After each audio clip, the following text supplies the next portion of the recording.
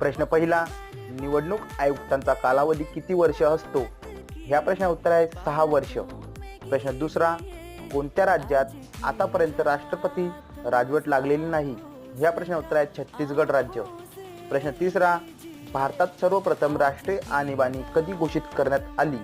या प्रश्नाचं उत्तर आहे 26 ऑक्टोबर 1962 ला.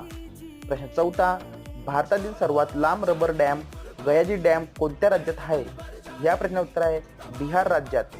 प्रश्न पाचवा, ट्विटर या सोशल मीडिया साईटवर 50 मिलियन फॉलोअर्स मिळविणारा पहिला क्रिकेटर कोण?